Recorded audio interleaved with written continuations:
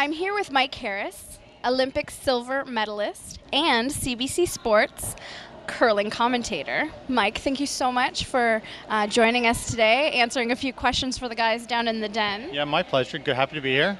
Good, good. So yes, the guys have been talking Olympics. And since you were in the 98 Olympics, we wanted to sort of know what your experience was like. We'd love to know what that was like.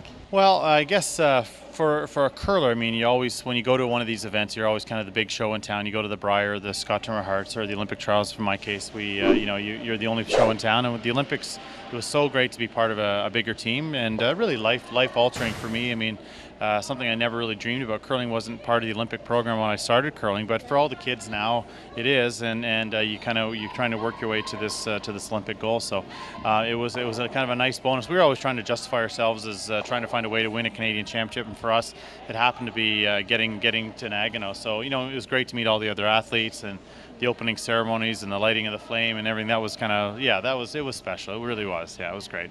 So now, I kind of know, but I'm not 100%. So were you like the first Canadian, the first curling for the Olympics? Or? Yeah, we were the first time they had it as a full medal sport. It was a demonstration sport in '92 and also in 1988 in Calgary.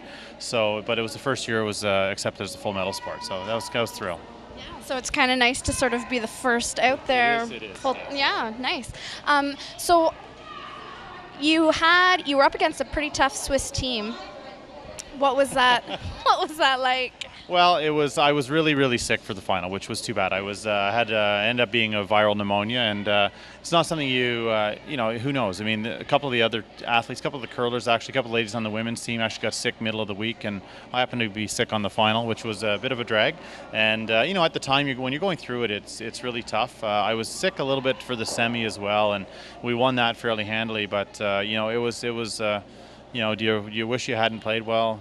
Yeah, because we lost. But I at the same time, we felt like we still had a pretty good chance. But at the end of the day, I mean, my team played pretty well and I didn't.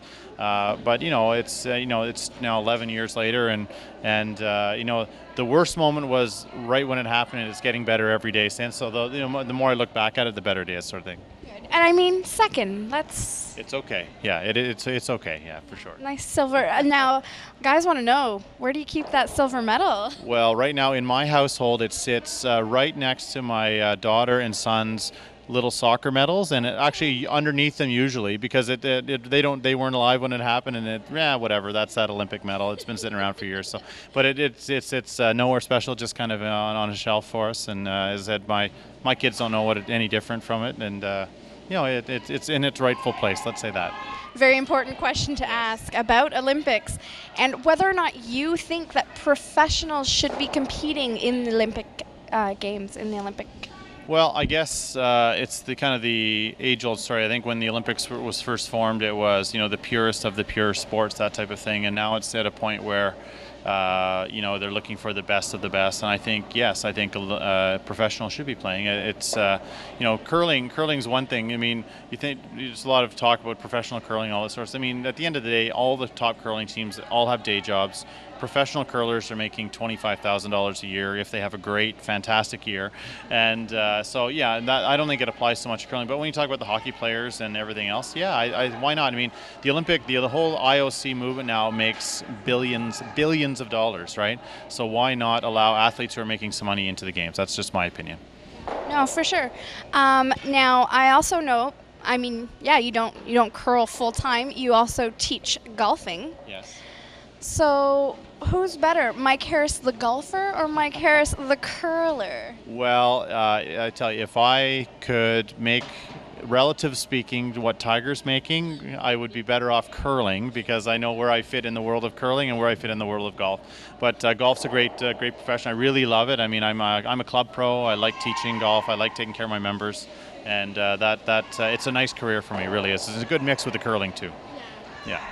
All right, so that was Mike Harris. He teaches golf, but now he's going to teach me how to throw a rock. I'm excited. I'm nervous for you, but we're ready. I think I'm we're nervous ready. for me.